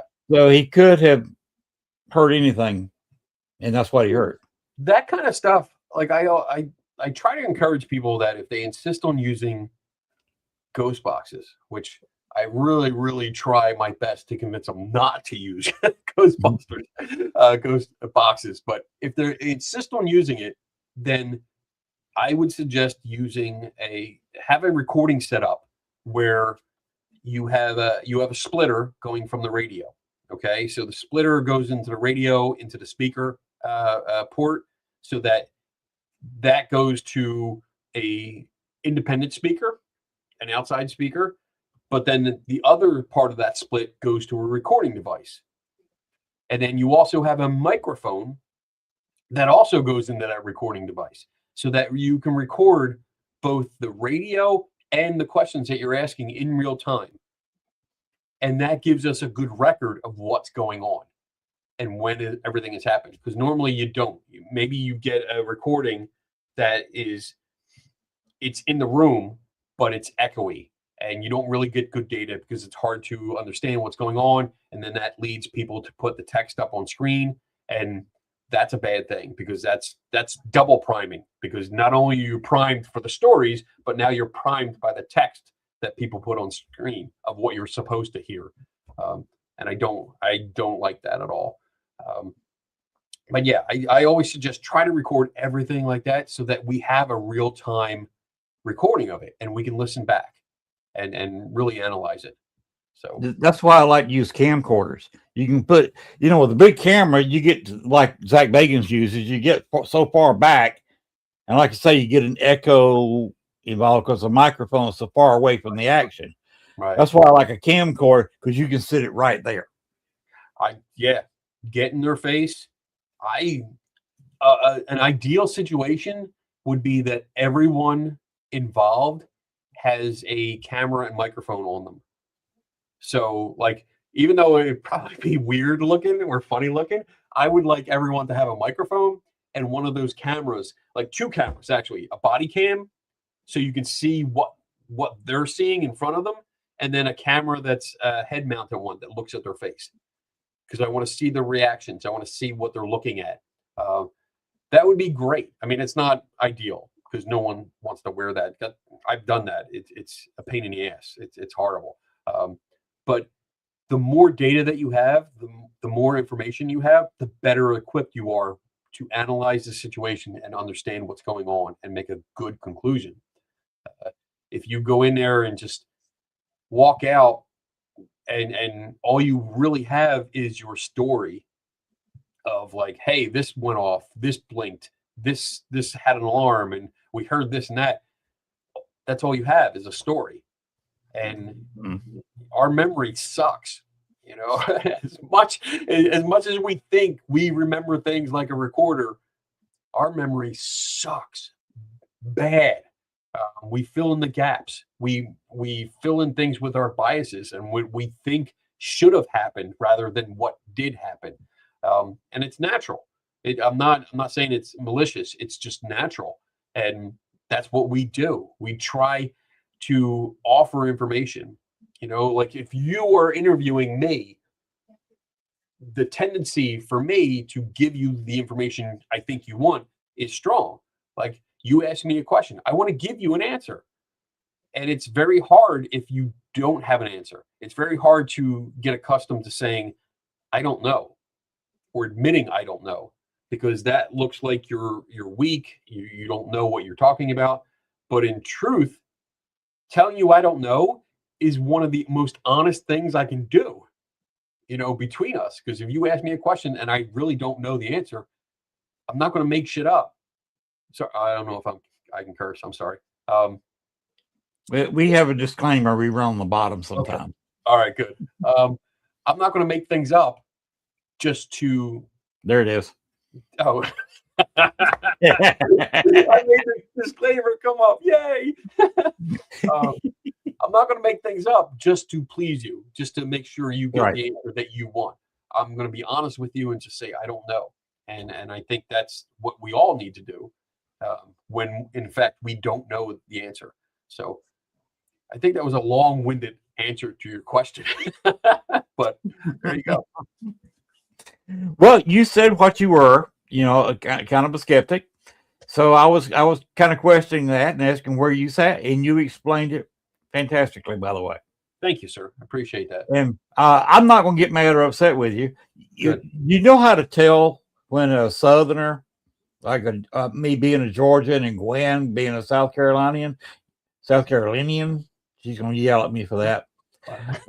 You know what we say when we get mad at somebody, don't you? A Southerner. Well, bless your heart. Oh yeah, bless your heart. Yeah, but that's basically a nice, polite Southern way of that. Yep. Yeah, I do hear that, and my first thought is, yeah, they don't like me. They don't like me at all. Well, what was that Marla just said? I just had to reminding myself not to put my arms in the way. Yes, I have camcorders I put on my hand. Okay. And it's hard to look in that little finder because you're looking at a picture of this big square. Right. And to keep it up, your arm gets tired. So next thing you know, you got a 2-hour video of the ground. You got to kind of hold that up so you're looking in front of you. And if you're in the dark, you're looking at that screen and moving by the way of the screen. Right. Of course, if you've got it up in front of you, you may be in pitch darkness, because even if you're using IR light, it's not reflecting on anything. If you're in a big empty field or something, Right. so but you can't show your feet. But if you don't show your feet, you can trip over stuff. There's a root sitting there or a rock. Next thing you know, you're going for a nice tumble. You're staggering around. Yeah. But the camcorder on the hand or the GoPro on the forehead, that works. That's why I use my phone to record stuff, and I put it on director's view, because that gives me 2 files. That gives me both cameras at the same time. So not only are you seeing what I want you to see, but the rear facing camera is also on, and it's catching my reaction. So you know what I'm talking about. And my wife laughs at me because I pretty much wear all my emotions on my face. I don't hide anything. So if somebody says something that I find just ridiculous, you see it in the camera, I'm like, oh my God. All the eye rolling, everything comes out, and she laughs because it's like, you can't put that up. You can't put a video up in public because you're rolling your eyes at this person. Because they're saying something so stupid. She's right though. Even though my internal dialogue might be cringing at what someone's saying, I don't want to openly mock them. I don't want to make them or call them stupid or anything like that, because that's the opposite of striking up a conversation. That just makes someone mad at you. It shows people around you that you're not a nice person. And I'd rather have a conversation with someone, even if I don't like them. I'd rather have a conversation than them just outright hate me and there's never a chance to talk. So that's the way I roll. Now, another thing I use is I got some small lights. It actually is an EMF field. It's kind of like some of the REM pods, except they're very miniature, and you practically got to touch them to make the light go off. And what do they react to? Yeah, EMF field, like a REM pod. Any kind of electromagnetic field that gets close to the antenna, the REM pod lights up. And the way these real simple, cheap ones do, they got a light going on all the time. But if you reach up and touch the antenna, you're picking up the electromagnetic field in your fingers, it'll knock the light off. So that's actually a REM pod doesn't work the same way as a EMF meter does. So a REM pod is it's a condenser. It's not measuring the magnetic field. You need to ground. You need to be one side of a condenser to ground that. So it's 2 different concepts. So that's why I'm curious about this little thing you're talking about. So it's either, both do react to radio frequency, but they react in different ways. A REM pod, you basically got to get your hand really close to it, to make it go, to make the buzzer go off. Yeah, because it's grounding to you. Right. And what I use them for is if you're in a darker room and a shadow figure walks through, you can see it from the light of these little. Yeah, because if you're got a light on and it's 10 feet away from you, and all of a sudden, especially you got 3 or 4 in a row, and something eclipses them, so moves out of the way. The light's not going off, but it's being eclipsed because it's blocking your view. Oh, so it's between you and the light. That's right. What you're saying. That'd be interesting to see. I'd like to see that. I've actually somewhere in my archives, I got a video of something going back and forth where a light goes on. It looks like the light's going on and off, but the light was never flashing. I was standing there. Something was between me and the light. Yeah, that'd be interesting to see. It was fascinating. Yeah. We were in an old mob headquarters. It actually had attempted robbery believe it or not, the mob was about to get robbed. They had a bar there, and an armed man came in there and said, "Okay, give me your money." And the cashier just pulled out a gun of her own and blew him away. Okay. All right.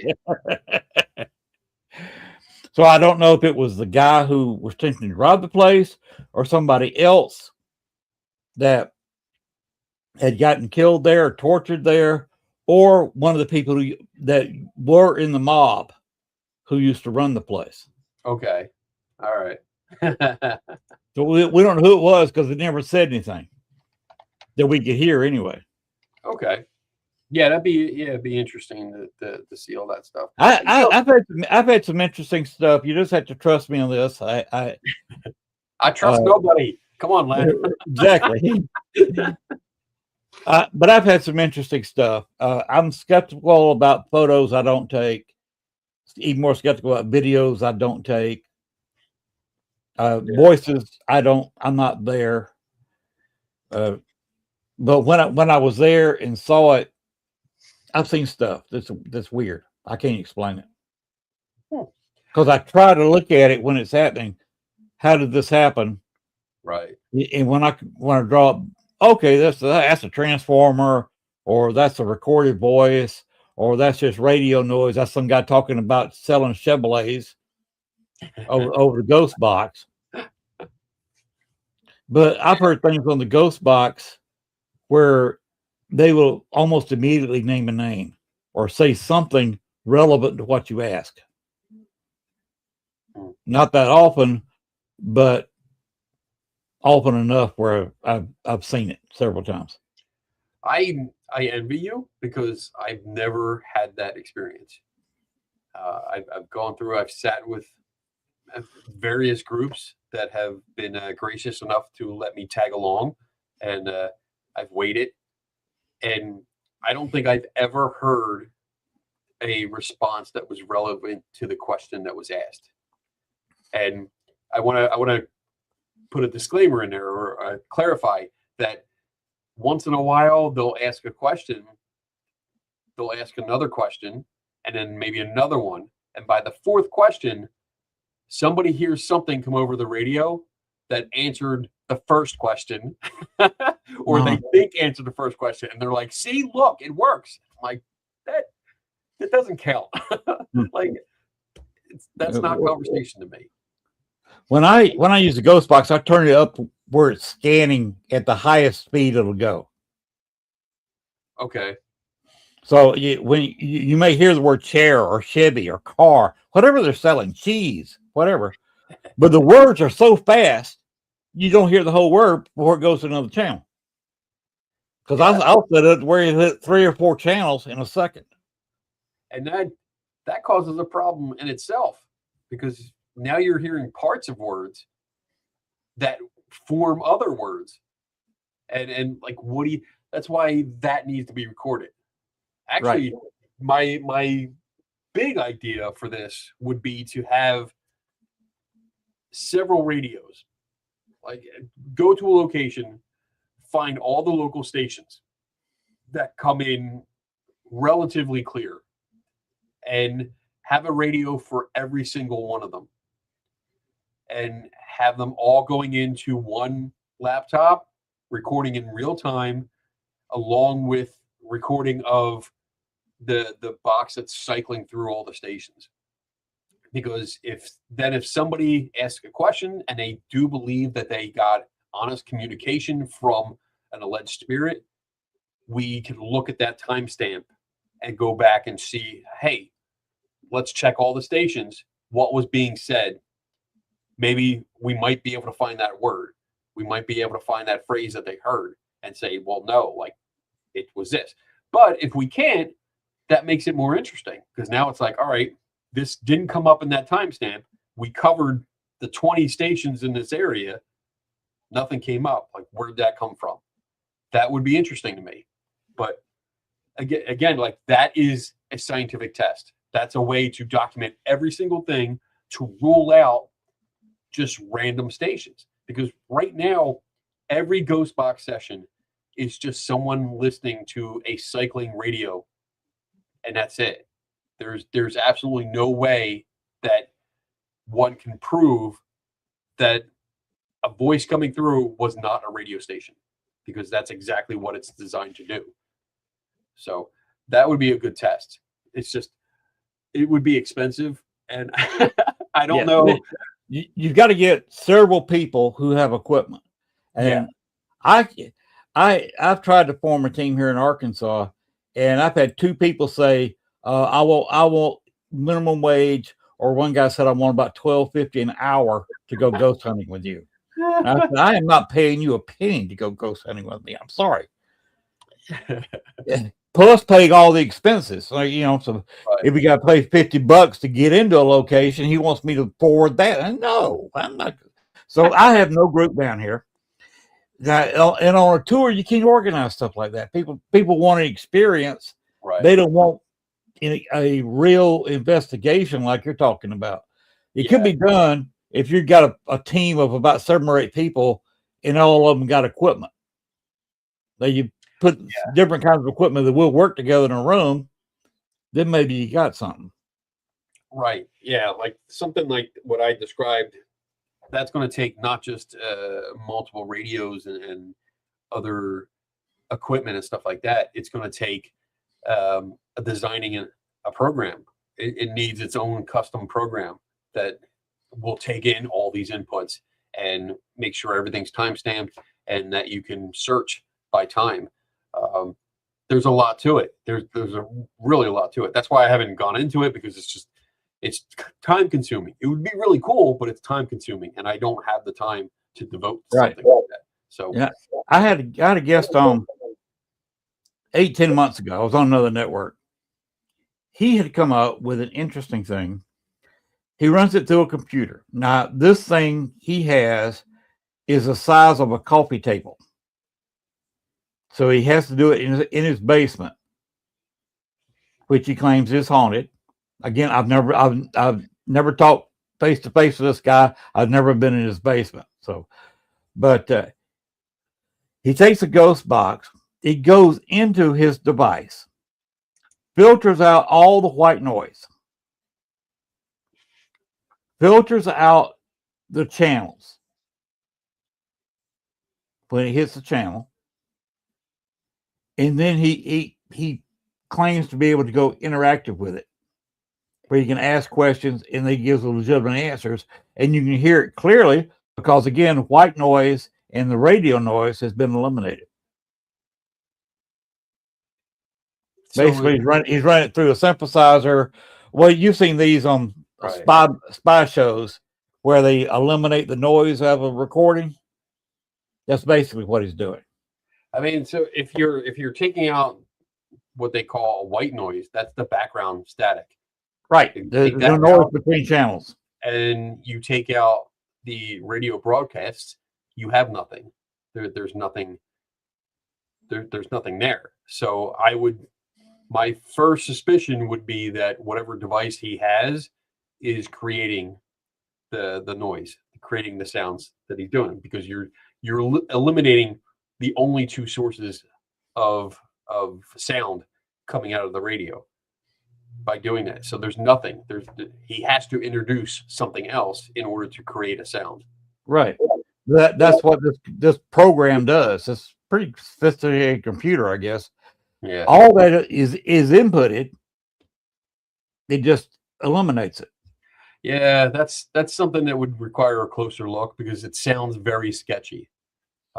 It sounds very sketchy, but I don't know the guy. I've never seen it, so I'm just speculating.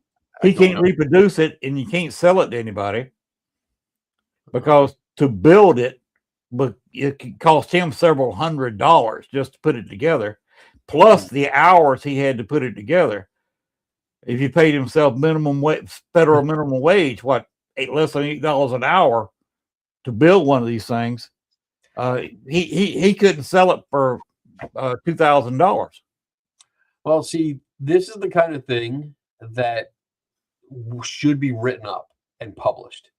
And I don't mean published in like a ghost hunting magazine or something like that. If he truly believes that he has achieved communication with some entities, then writing it up, explaining exactly what the device does, what it's made of, what the components do, all of this, and then submit it to a peer review journal, because that's how you're going to get it recognized.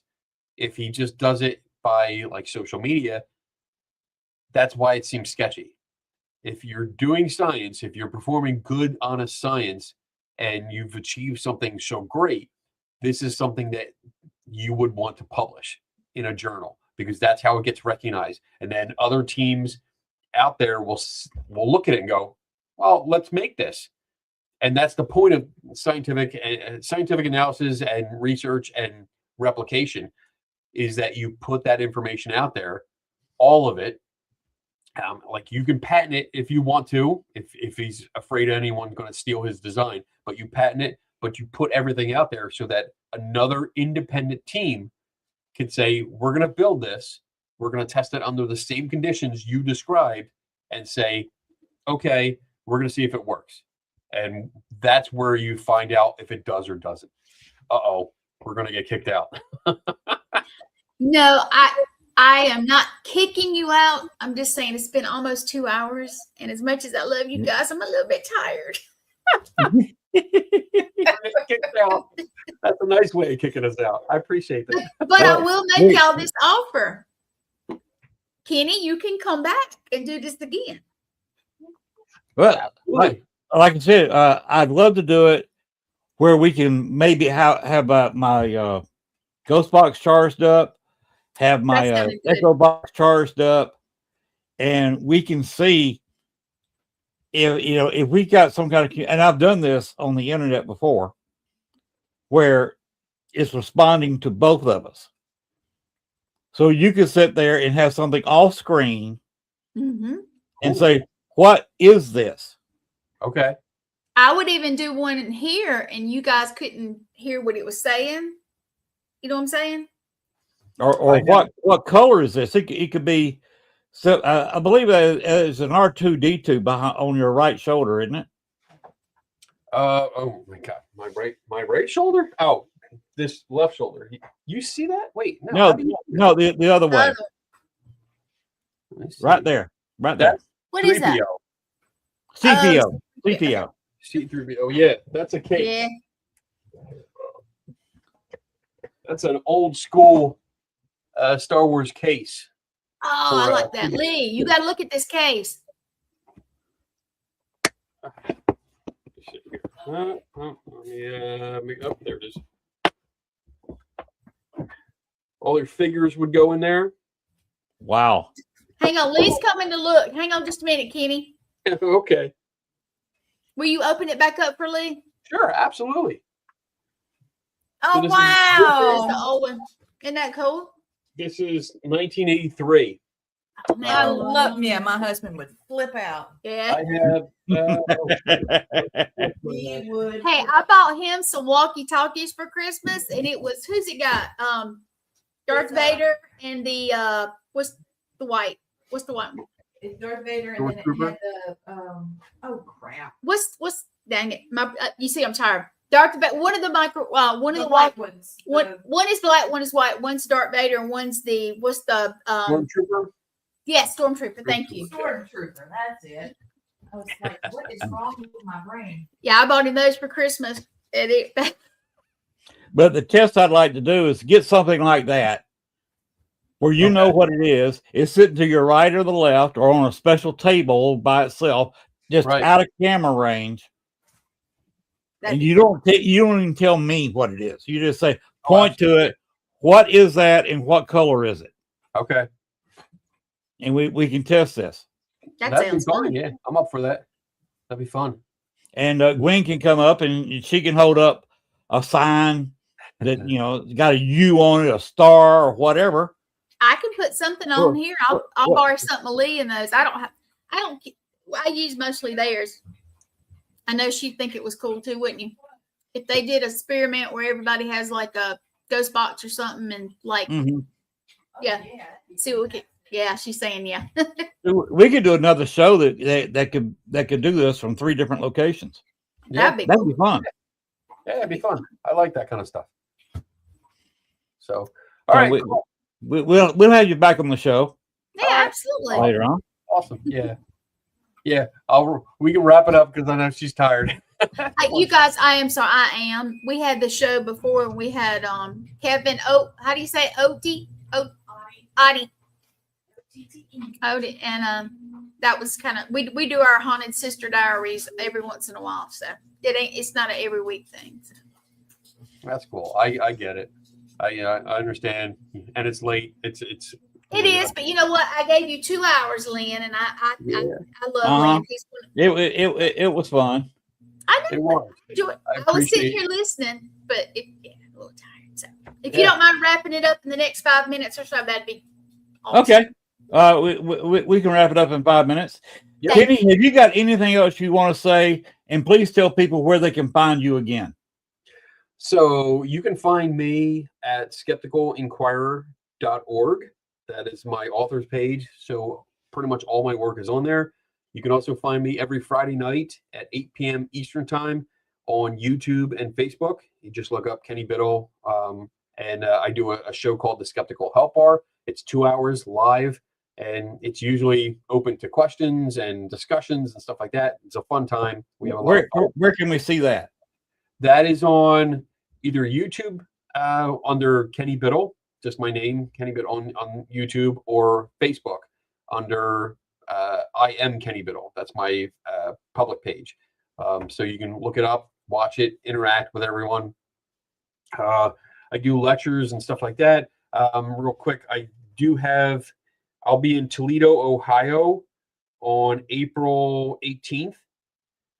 There is a place called the Collingwood Arts Center in Toledo. They're having an event called the Half-a-Ween.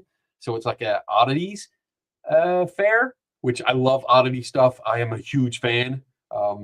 So they're letting me come in there and speak. I'm going to talk about investigations from a skeptical point of view, and then set up a booth. So if you're in the area, you can come out and hang out. We can talk for a little bit. And then our big science conference, SciCon, is June 11th to 14th. That's here in Buffalo, New York. If you're in the area, it's a huge science conference, 4 days, and I'll be doing tours of my facility, the Center for Inquiry, the place where I work. I have display cases with a whole bunch of stuff, artifacts from all my investigations and stuff that I go over and I talk about. But other than that, my final words would be just pretty much my two things. One, my quote from Reacher is, in an investigation, details matter. Always remember that. Details matter. The smallest detail can change the course of your investigation. And then my mantra, my motto is never stop learning. So I think that's the best advice I can give you. Just learn something new every day. Go out there, buy a science book. Instead of watching like a YouTube channel about ghost hunting, I mean, do it for entertainment. But if you want to learn, buy a science book. You'll learn so much more. Buy a book on photography. Buy a book on video editing. The more you learn about that stuff, the more you will watch and see some alleged evidence for what it is, and usually mistakes or misunderstandings. So never stop learning. And that's it. Thank you for having me on. I appreciate it, Len. I appreciate you being on. It's been a great conversation.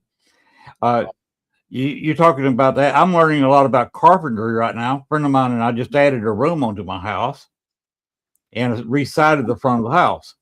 Nice. Now we're going to put another room on the back of the house. I just redid our kitchen, and I had no idea I had to do any of it. That's a learning experience. You start doing that. Yeah. And I will be 70 this summer. Woo! You're still young. I'm still trying to. I try to learn something new every day. Good. You should. And the videos you saw earlier, advertising the Paracon and especially advertising the vampire that's going to be down there. Yeah. I made those videos on Canva. Oh, good. And I'm slowly learning that. Good. Yeah. Learn. Yeah, we're about to play another video I made. That is my exit. So, Kenny, It's been a pleasure meeting you. Thank The you. conversation's been great, and I look forward to go ahead and sometime in the future, sometime this summer maybe, we can get together with Gwen and we can just get where we're trying to get evidence, and we'll see how it works out, because you never know what you're going to get. We'll see what happens. Cool. But I think it'd be a fun watch. Yeah, it will be. It will be. All right, Kenny, thank you again. You're welcome, sir. Been a great guest. We will do it again. All right. Thank you very Take much. it easy, everyone. Now, if you want to hang around for a few minutes, we may say something. Sure. Keep going around. At least you can watch this last video I put together. Okay. Gwen, go ahead and play my exit. And just remember, the paranormal never sleeps.